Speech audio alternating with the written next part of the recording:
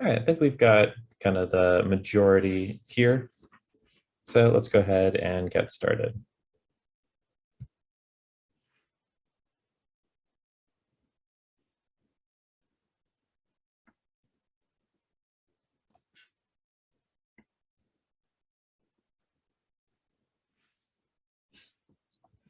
All right. So this talk will be on front end and authentication. I'm going to do my best to catch stuff in the chat, but feel free to ask questions. Isaac's going to help me out. And without further ado, let's get started.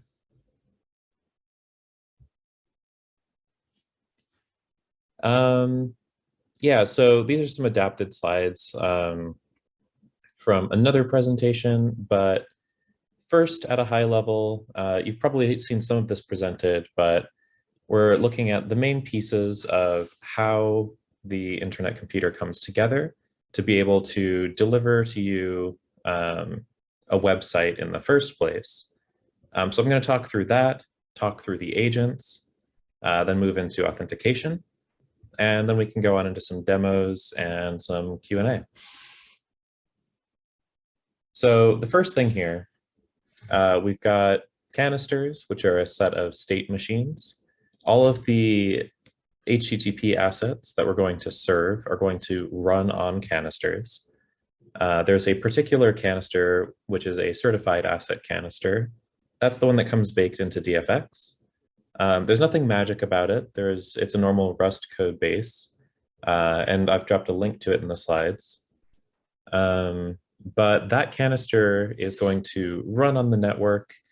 It's going to answer queries through the boundary nodes to an HTTP request method that it exposes. And then that is also going to respond to agents. And we've got this whole service worker situation, which we'll get into as well. But all of that's what comes to deliver your content to the front end.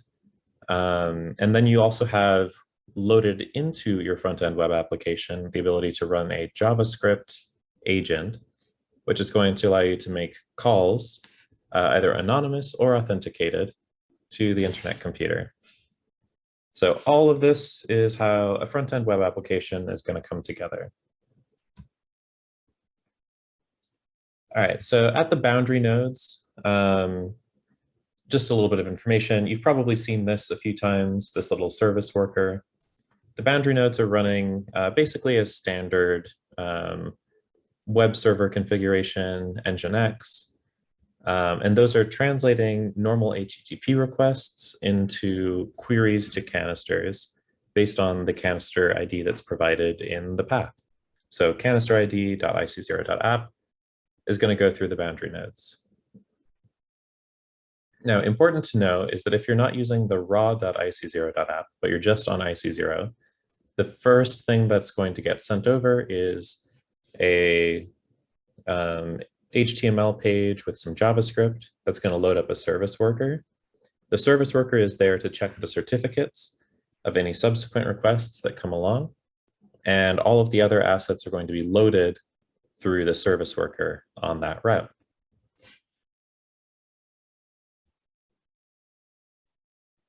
A little bit more detail on agents. They're designed to interact with the interface spec. So Dfinity, we provide a JavaScript and a Rust agent. Those are the things that we maintain in-house.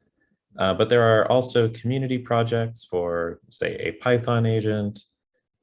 We've got Java, Java specifically. There's a Kotlin agent.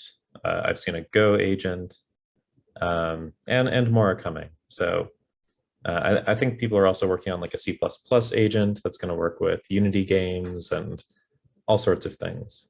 But all of those agents are simply there to implement this interface specification, which is posted on smartcontracts.org. And they do basically three things. They handle encoding and decoding into CBOR, which is the data encoding that WebAssembly is able to talk to, since our canisters run in WebAssembly. We also interpret a candid interface into a series of usable methods and tools in your language.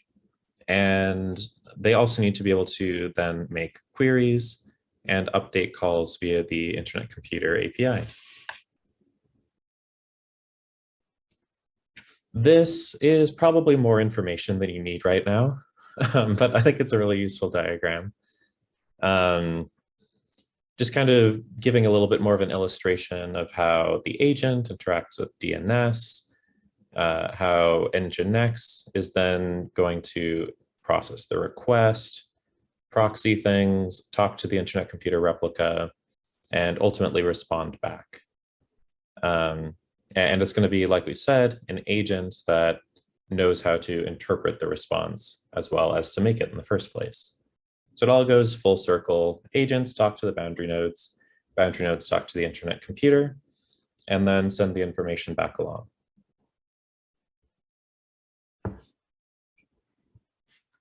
So let's get into a little bit more what's going on when we certify web content. We have the ability to do non-certified queries. And those are really nice for speed, and they're not very difficult to set up, right? It's a standard thing that we can just call off to. But for particularly sensitive information, like loading your HTML and your JavaScript, it's usually pretty important to make sure that that's not done over just a simple query. A simple query is able to talk to a single canister in the current design of the Internet Computer. It'll talk to a single canister and get back the response. And so like that means that an individual node, if a malicious actor were to participate in the Internet Computer, they could be running a node that would be part of your canister's subnet, and they could falsify the response and send back basically whatever HTML or JavaScript they have, which gives them control over your domain. No one wants that. Obviously, we haven't seen that happen yet, but that is a theoretical security sort of design challenge based on a network like the Internet Computer, where you don't inherently trust every replica, but you have distrust built into the security model, right? So that is why, especially for delivering your assets, we encourage everyone to use certified assets. And let's talk about exactly what that means. So under the hood, the current architecture that we have is basically using a labeled tree that includes some information about the data, some additional information that is available inside of the request tree, basically. So you've got the request status, the time, a few other bits of information, and those are all using this labeled tree data model. We then basically cut off any of the things that are extraneous information apart from the main data that we actually have. And we trim the tree and represent all of the extraneous data as hashes, and finally send back a hash of a hash. And that's what you get at the end of the day. There's some great talks posted online about this. There's videos and stuff, so I won't go all the way into it right now, but the net result is that you go through this process of certification using the what do we call it? The signature scheme that we use on the Internet Computer broadly to basically pre-compute this tree and create a signature certificate that we send along with the data that you're going to receive. So on the other side of this, you will come in and you'll make a query for an HTTP asset. You'll get back maybe this, like the favicon, the HTML itself, and they'll each have a different certificate attached, as well as a representation of the tree. that comes into your browser. This service worker is then able to know, because we've pre-computed and gone through an update, we've been able to verify all of this information. And the net result is basically you have access to an asset that you can trust even when you are querying it from a single node. And that's how we're able to get fast loading content that is still trustworthy. So here are a couple links that you can follow. The certified assets repo lives here. And there's this great article from Joachim that goes into it in a bit more detail. But a little beside the point, but I also just wanted to emphasize, try to use IC0.app. We understand there's some problems with like streaming of large assets right now, and that's being worked on. But if it is possible for you in the design of your application, stick to IC0.app. It is more secure, substantially so.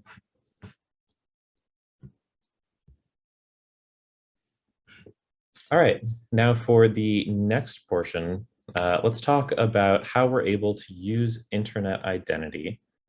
Or actually, are there any questions at this point before we move on to there, just about general assets on the internet computer and hosting and all that?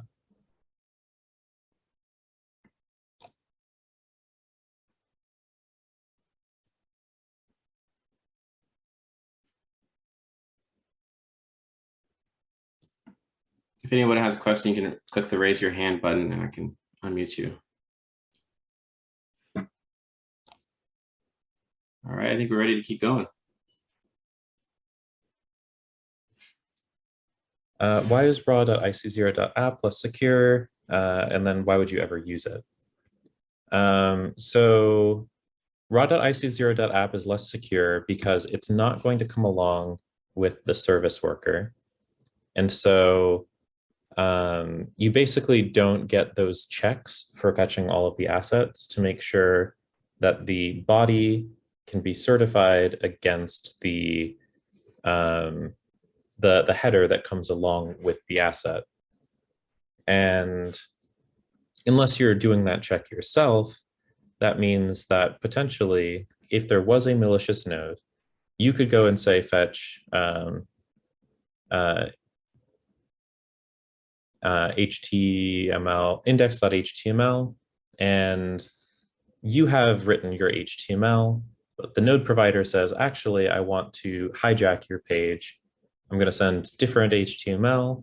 It'll load up it'll run some different JavaScript, maybe leak your users' IDs, steal their NFTs or whatever. If someone was able to get onto the specific set of nodes, then that would mean that they could basically control your application. And so the important thing that is done by the service worker and the certified assets is that they work together to make sure that the certificate can't be falsified because it's gone through chain key certification. All of the nodes in the replica have to work together to sign that certification, which can then be verified at the end of that process. So the query will be valid, and you can be confident in that. Why would you ever use the raw address? Would be right now, there's difficulty with if you have very large assets like audio or video or large images.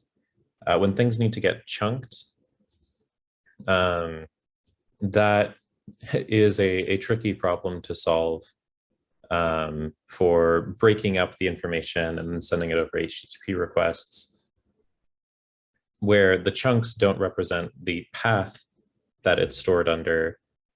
So that the model and the design of the tree and certification is breaking down a little. But we've got some people working on a new proposed design. So certified assets 2.0, where we'll be able to handle large files. And is the worker downloaded from a trusted subnet? It is downloaded directly from the IC0.app boundary nodes. So right now, those are controlled by Dfinity. And we have, in the near term, work is ongoing to decentralize the boundary nodes themselves. So there still is the trust element of you need to trust your boundary nodes to not deliver a malicious service worker or whatever. And so that's going to be like a separate issue. But yeah, that is pulled directly from the boundary nodes, and we send it to you prior to having your web page talk to the internet computer.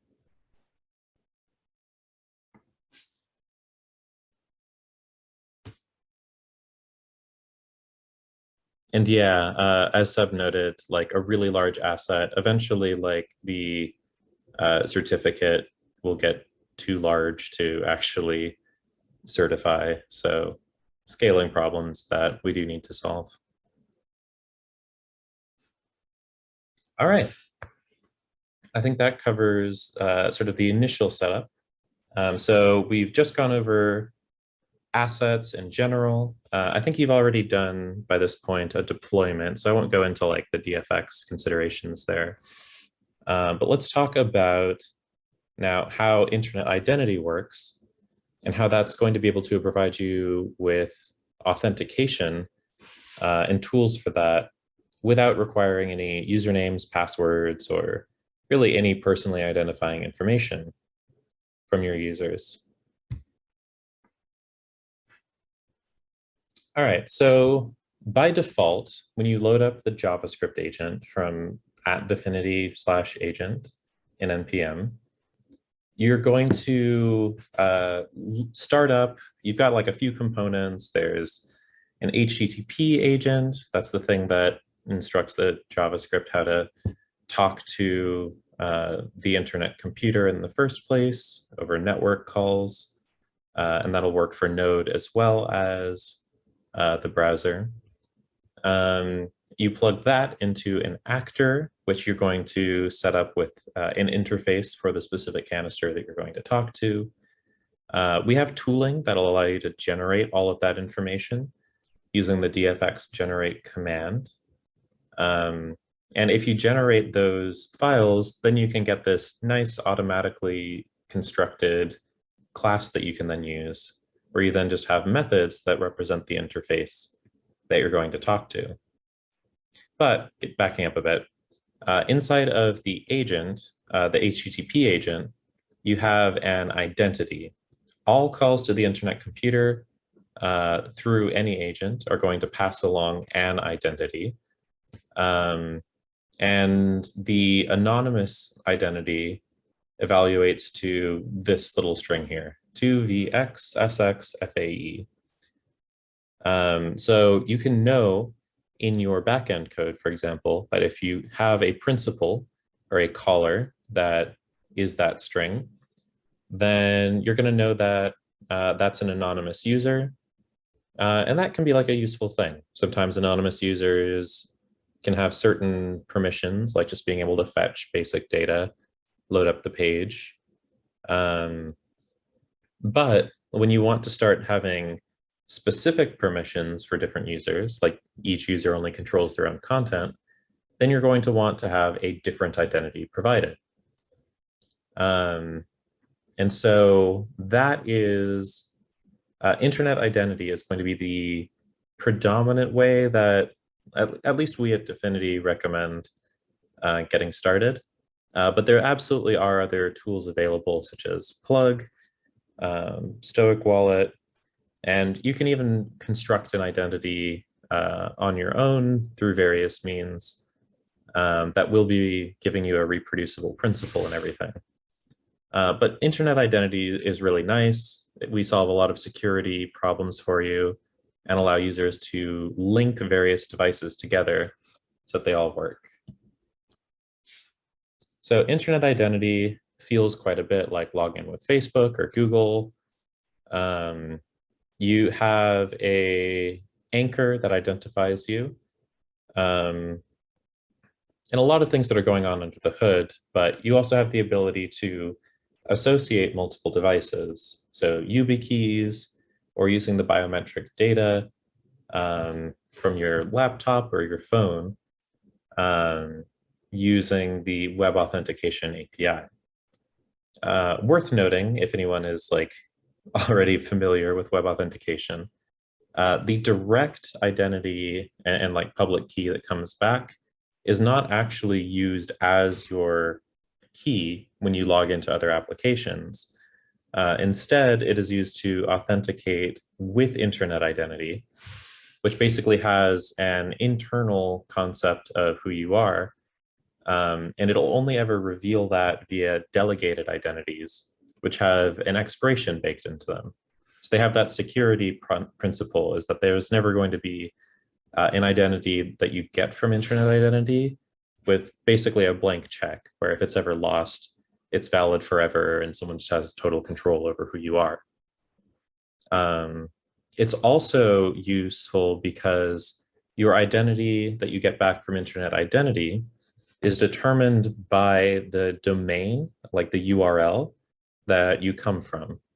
So you open up internet identity in a new window or in a new tab, you get your identity and you get redirected, and you'll get a different principal at different starting addresses.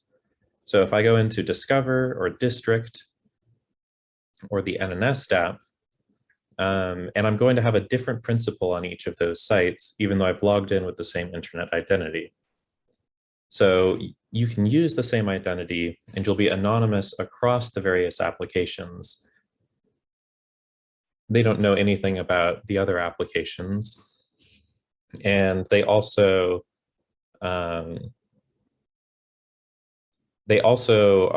not able to obviously control each other. So you don't have to give away permission to control your wallet when you're just logging in for social purposes. For added security, it can also be a good idea to use a different identity anchor for social versus financial tasks or whatever you want to do there. Let's see. So a couple questions we've got here. When we authenticate the user with Plug, Plug will authenticate them with internet identity, right? No, that is not true. Plug is going to generate an identity on its own. And it's going to actually use BIP39 to give you like a seed phrase. And they just use like a password-based system for authentication there. So that feels more like MetaMask, and they have a different strategy that is separate from internet identity. Let's see, how would authentication by token NFT ownership work? Basically,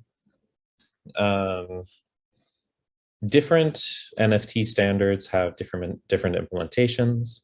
I'm not actually certain whether you all got trained with or introduced to EXT or the DIP 721 standard. But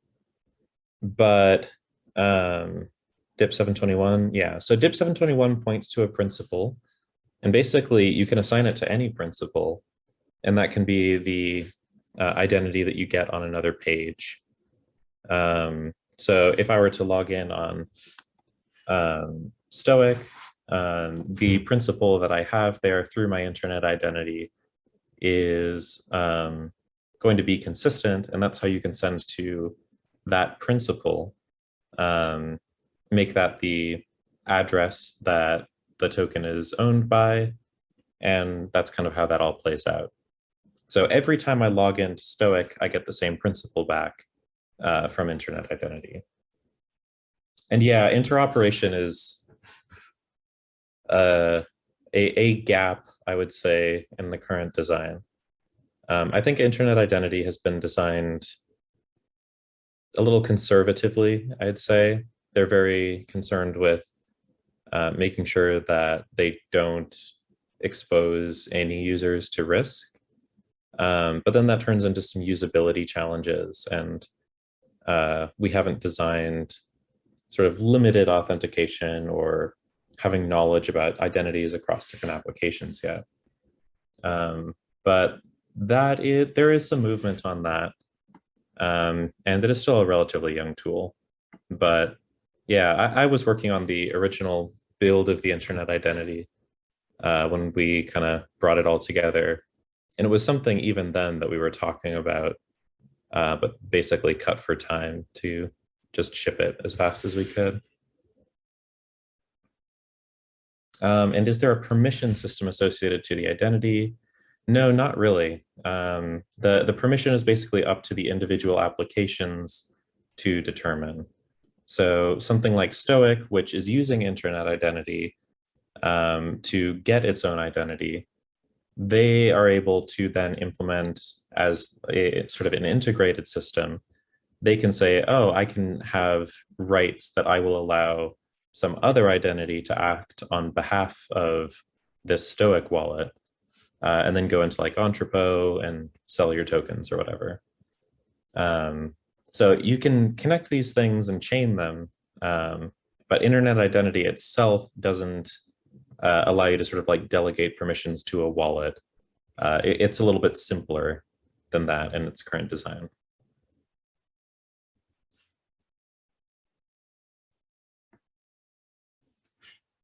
So this is like a little glimpse into how you can use that. I'm gonna stop my video so I can see my whole screen now. Here's a glimpse into how this looks inside of Motoko. You similarly have access to this in Rust, the collar, but it'll just look a little bit different. So you have this shared tag with a message, and the message.caller is going to resolve to the principal of whoever called that function. So this is true for queries as well as updates. You can just look at message.caller and you'll know who has made the call. And you can use that to authorize different levels of access. So here you've got that anonymous identity again. We can reject that and say anonymous identities can't create or read or make updates because anyone can control that. But then you can also take that information and set the, where are we at? Caller ID from up here, the message caller. You can use that as a key to insert into whatever data structure you want to use. And then from that point on, only that person has access to make changes to that principal. So that's a simple model for how to do a lookup. And this is the pattern that I used in IC Avatar, the video series that I worked on. Jared asks, when would you want to authenticate with NNS versus something like Plug or Stoic Wallet? So the NNS dApp doesn't do any authentication. Again, like with internet identity, we've designed that to be limited in scope as a way to be limited in risk. So authentication is kind of like the easiest attack vector for social engineering and other kinds of attacks. And Affinity's basically just decided that in the wallet that we design, we're going to keep it fairly limited. But something like Plug or Stoic Wallet are intentionally designed to be more interoperable. How secure are fingerprint or other biometric sensors? Is the idea to log in? And yeah, even DeFi dApps can log into that. The fingerprint is cryptographically secure. It's using the same kinds of identities that are used under the hood across all of the core cryptography that is controlled by the internet computer. And the ability to reproduce that identity is, basically the same level of like what it would take to crack Bitcoin, right?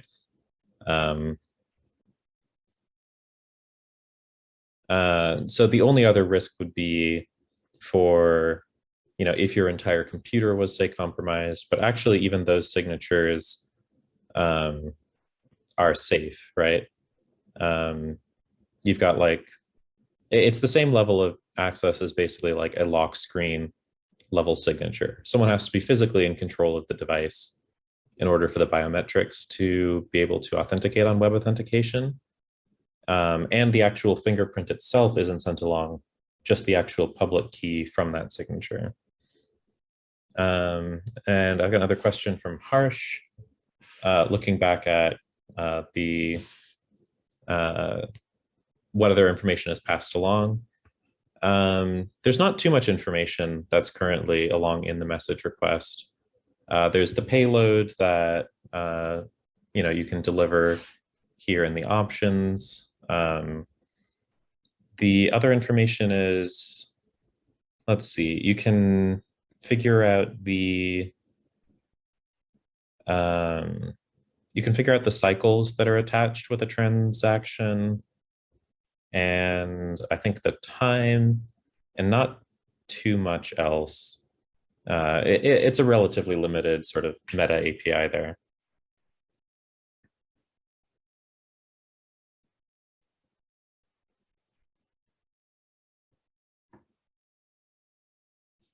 And here are some additional resources for all of this. So we've got Internet Identity. That's the repo where this is actually,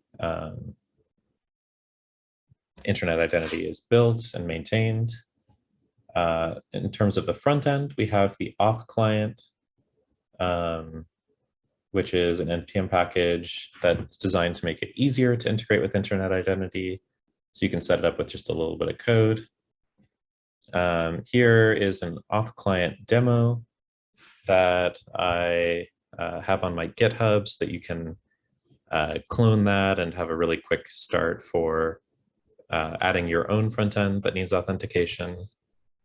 And it's language agnostic or framework agnostic. I didn't do like React or Svelte or anything in that.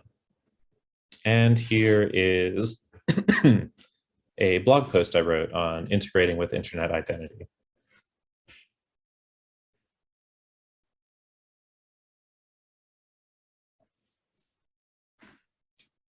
Awesome. Well, yeah, that's great. Are we in kind of open Q&A now? Yeah, we can take a little bit of like just general Q&A, and if that runs out of steam a little bit, I can get into demos. Oh, okay. Yeah. You know what? I'm sorry, I didn't know you had a demo coming. We can do that first.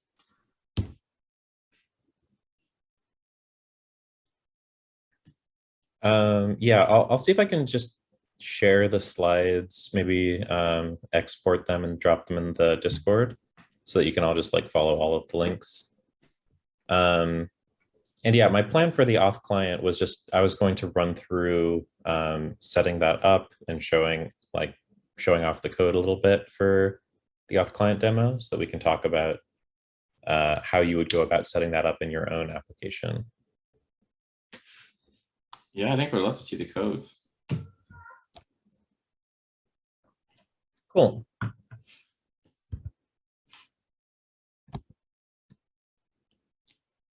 All right.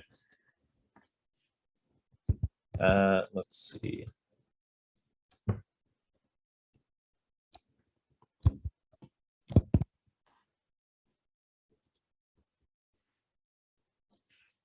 All right, so this again lives at krpeacock/auth client demo in GitHub.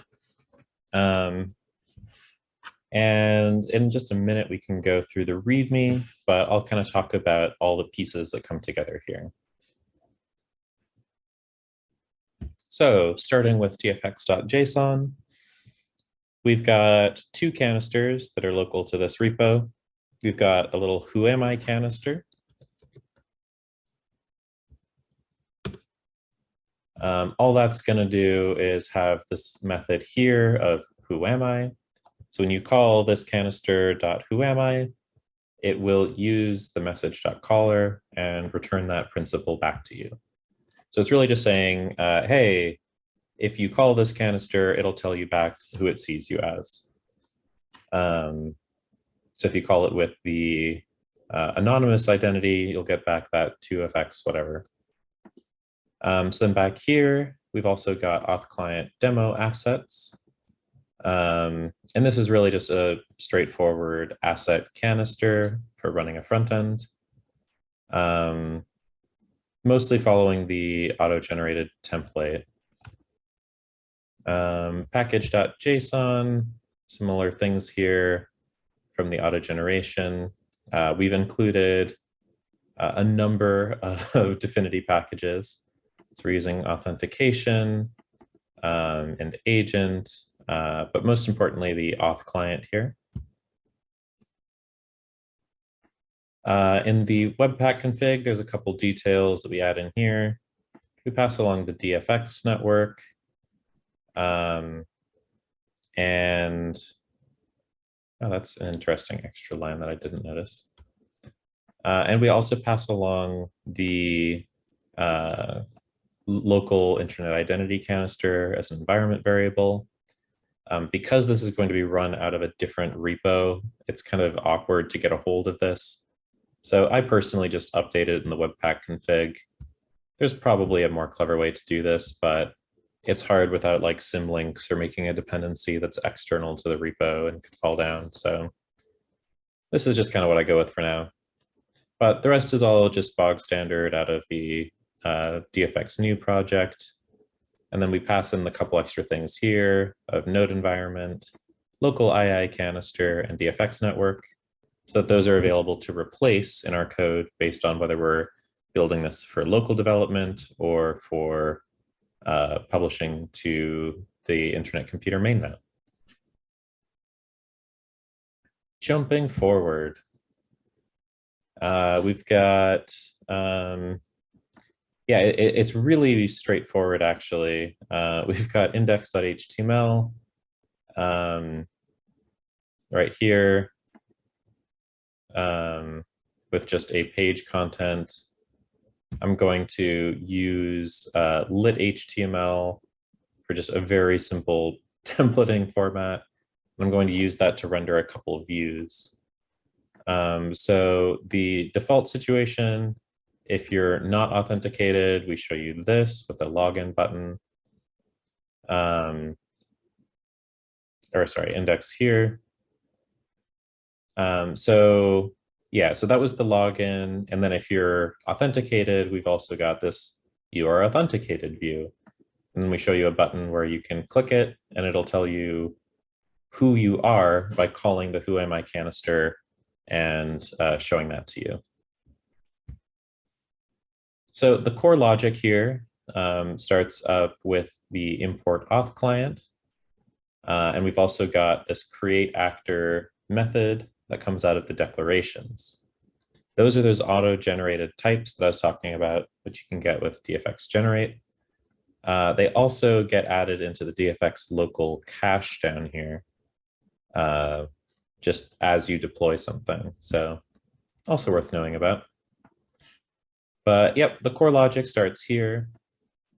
We can have an initialized auth client after we await auth client.create, which returns a promise. There's a simple check here for you can see if you are authenticated. If you are, we just take you straight over to the second page. Otherwise, we render the index, set up some listeners and other things. Here on the on click, this is the other main thing that you need to do to set up your auth client, which is to log in. So on success is going to allow you to handle a callback. This is basically due to like the nature of the window.open API and the window on message. We can't really do this as like a strict promise. But so callbacks are kind of the best pattern there. But when you have success, so you've actually gone through and clicked, yes, log me in, authenticate, over in the internet identity, it will take you back here and you can do whatever you want with your newly authenticated auth client. By the point that this happens, the auth client will have changed the identity that's contained inside of it. And it will have also updated the is authenticated value. We also pass in identity provider. If you don't pass anything, it'll just assume that you're on mainnet, and it'll always take you to identity.ic0.app. But if you need this to work during local development, that's why I've got this little check here, where if you are on the IC, we'll take you to the correct one. Otherwise, we'll take you to that local II canister variable that we set in Webpack. And you can also customize the max time to live, as well as a couple other things, I think. I'm not sure what all the other ones were, though, off the top of my head.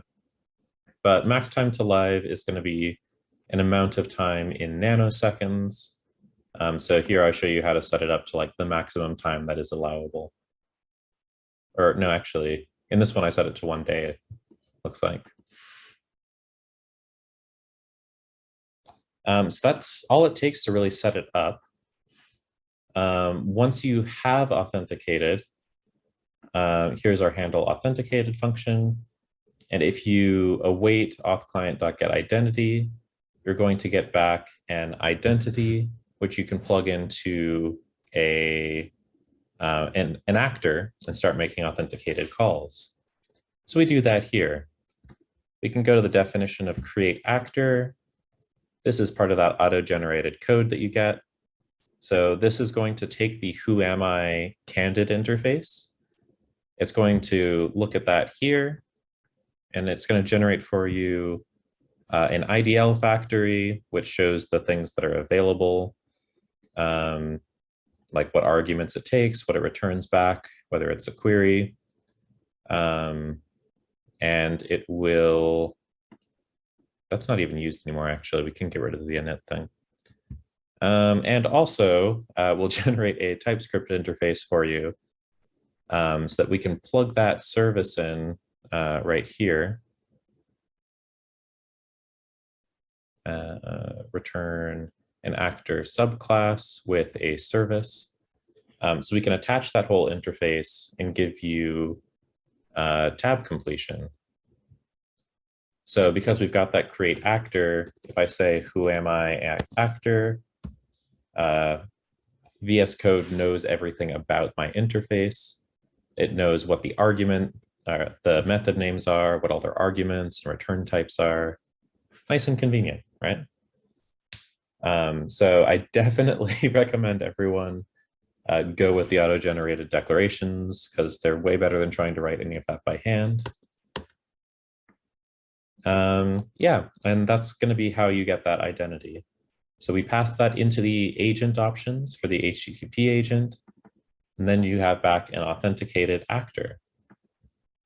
So you can see here in the logged in view, when we connect, I'm passing in the actor here, and I can use the who am I method and just await it because it's a normal promise, get my response, and push it into the page.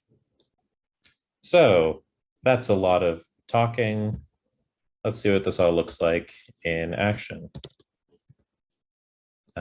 That's weird. Cool. All right, so DFX start.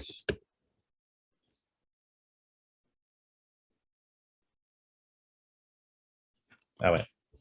Let's follow the README very specifically, because that's always a good practice.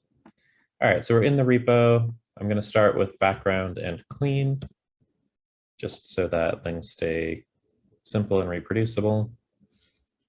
Now I'm going to DFX deploy. Oh, actually, I just realized something too from a second ago. If we go over into the who am I interface here, I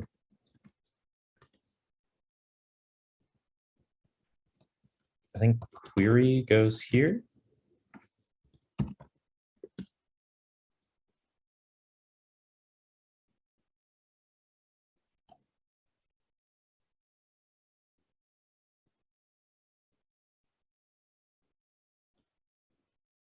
No, I did that in the wrong order. Let me see if I can I know the order makes no sense to me. Um,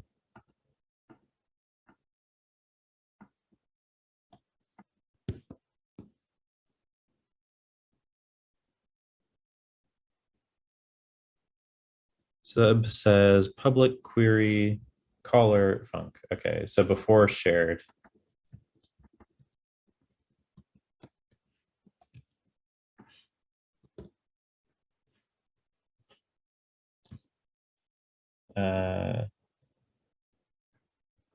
Wait, no, I think it's public shared query.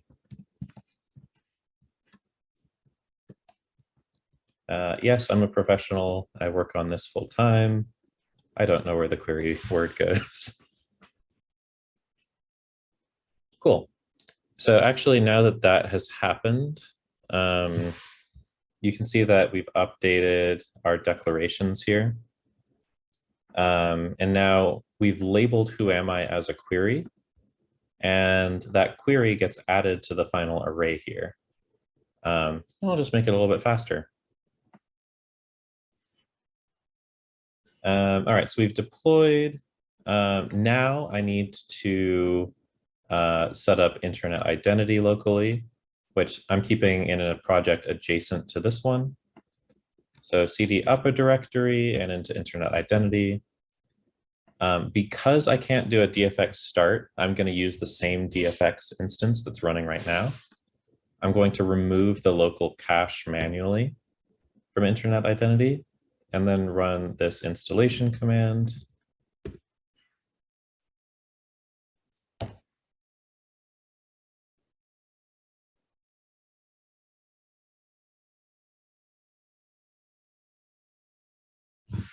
And yeah, I see some chat about like hardware keys and stuff.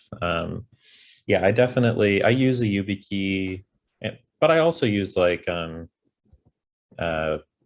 biometrics for just kind of like control of my main kind of social identity, but I keep my larger store of ICP in an NNS that can only be controlled with a hardware wallet. So I've got a Ledger device and recommend that for anyone who's got like, you know, high value transactions. Yeah, and YubiKey is like pretty convenient, definitely worth picking up. All right, so we've installed internet identity. We can see that we've got this RKB4C.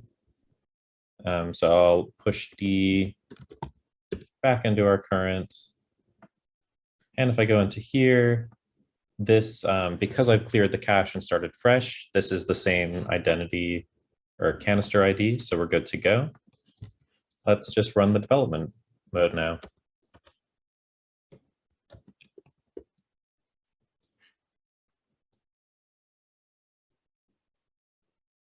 DFX, oh, I did break something. That's weird.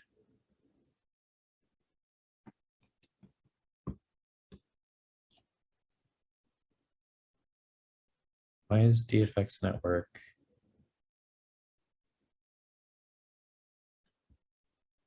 undefined?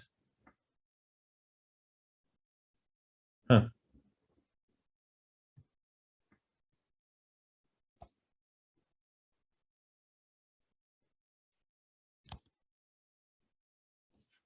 I just had this working like a minute ago.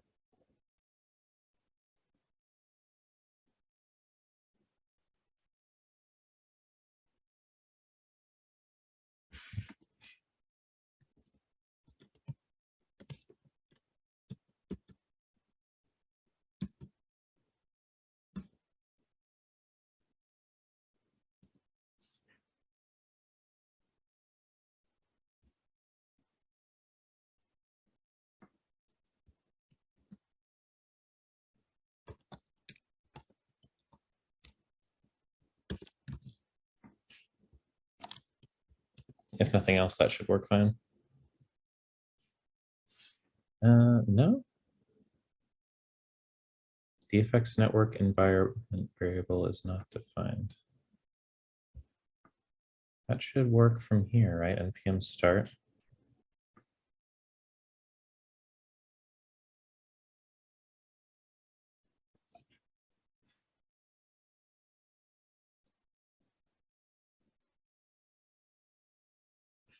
Well, let's forget about the development mode for a hot second here, because this is a demo. VFX, canister, ID. We did deploy this, right? So we can go see that locally. I'll do a quick VFX deploy again.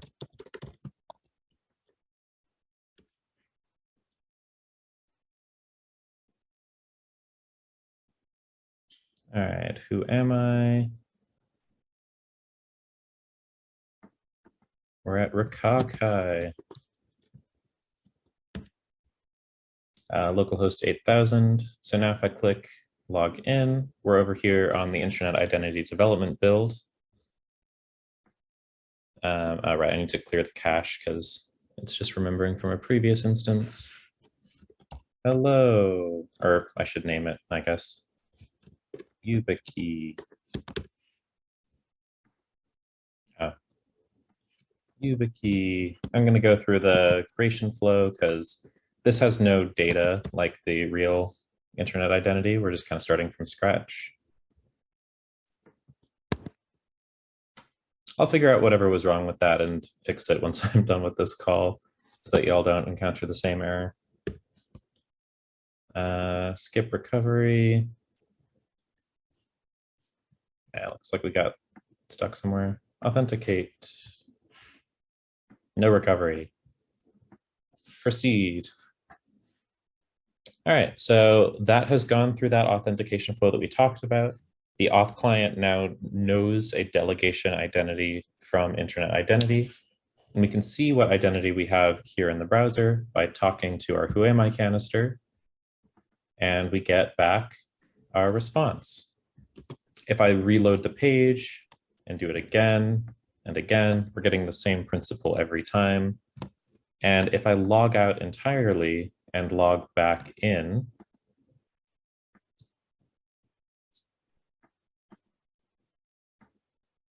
we will once again have the exact same principle available to us. So we've got a new delegation identity. Everything's like been changed out. We started from fresh, but we're still the same person as far as the canister is concerned.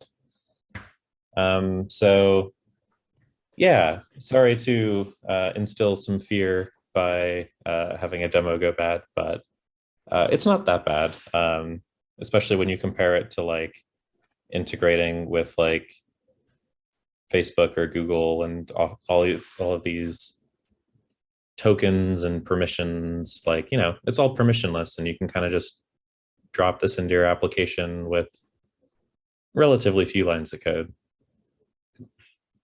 Oh, frankly, I learn a lot more watching y'all troubleshoot when it does come up. So I appreciate it.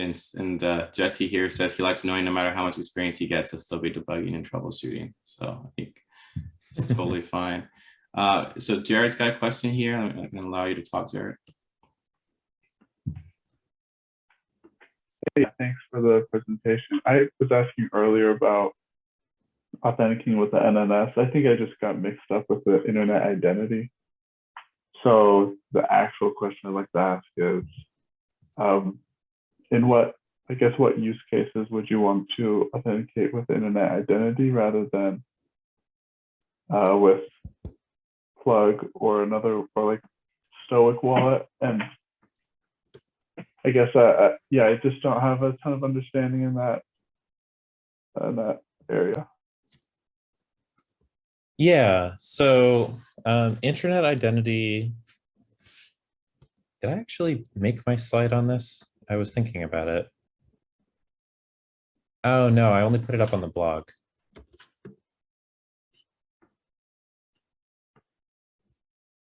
Yeah, some access control strategies. So if you want to go with like a direct principal to user mapping, where like this principal is the user, that's the fastest thing to do. And it's the simplest data model, but it is a little bit limited, right? So if you do internet identity, then that'll just kind of be your identity, and then someone who also has a plug, or maybe they've got other identities, you can't like necessarily associate them as easily. So the more advanced thing you can do would be to like have multiple principals be affiliated with the same user ID. So you could say plug and internet identity and Stoic wallet. You could link them all with your own application. And if you had to like, if you wanted to do like a collection of the various NFTs that a person might hold in different places, you can authenticate as many times as you like if you go with that kind of a model.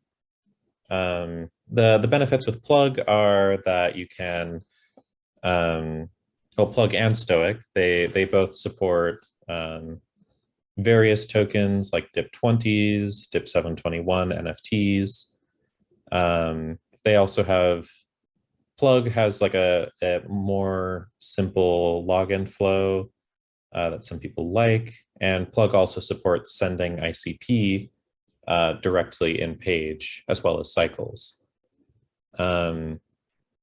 Whereas if you go to Stoic, you'll need to have some other,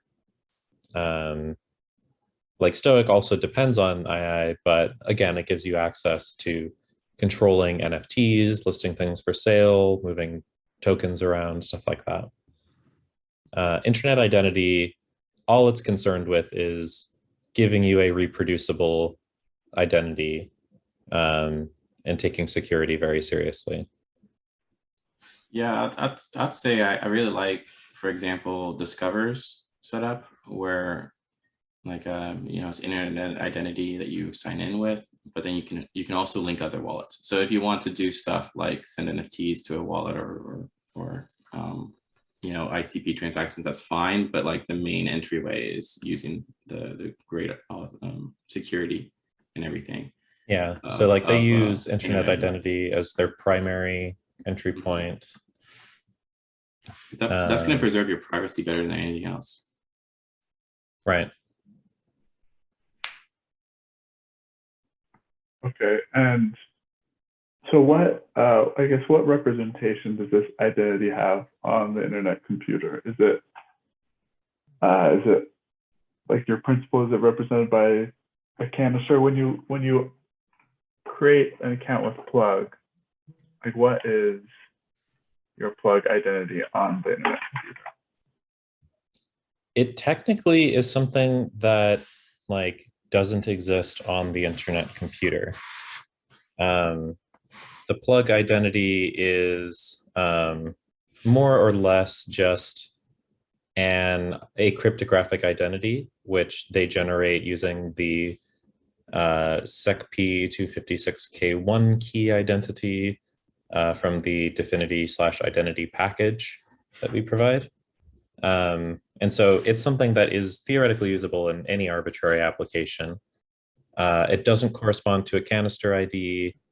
The internet computer doesn't even need to know about it, but it's just kind of like a thing that is able to clearly authenticate reproducibly as a principal when you make calls. So principals in our ecosystem can look at every canister ID gets a principal, and every user principal, whether it's from internet identity or other means, is basically just a way of representing this is an entity that is able to control things. And we're kind of, the internet computer is deliberately agnostic about what type of an entity is making the calls. So it does make anti-bot stuff kind of hard, but it also makes things very composable in interesting ways. Yeah, so like appreciate I would say like a practical example is like if you get an airdrop on Discover, it goes to your Discover's like built-in wallet that's connected with your internet identity, and then you could technically transfer it with the transfer button to any other wallet, so nobody can like track your identity back because of they might maybe know your Stoic or principal or Plug, but they won't be able to trace back because you could have sent that to a brand new wallet somewhere else, for example. So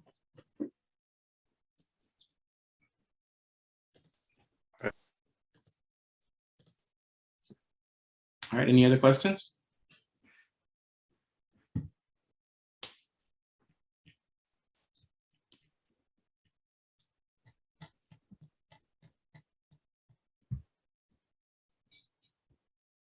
And Kyle, you're going to make that a demo that you shared. You're going to make that available. Where would we be able to find that? Yeah, as soon as I find the download button, what do we prefer? PDF, PowerPoint X?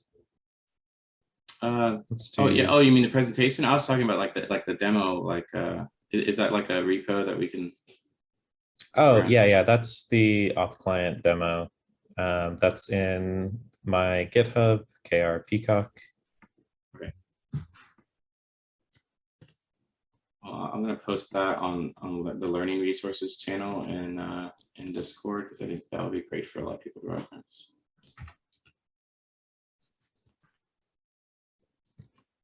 All right. Well, if nobody else has Yeah, any and I other linked questions, that in the PowerPoint presentation as well. awesome. That'd be perfect. All right. Yeah, I got it right there. I'll add that to my post then under learning resources. So on Discord, under the learning resources channel, you'll be able to find this presentation, which has a link directly to that demo. All right. Well, hey, everyone, thank you so much for taking the time. I really appreciate you attending, and we have another lecture coming up in a little over an hour. So get back to work, and we'll see you all soon. Bye, everyone. Good luck.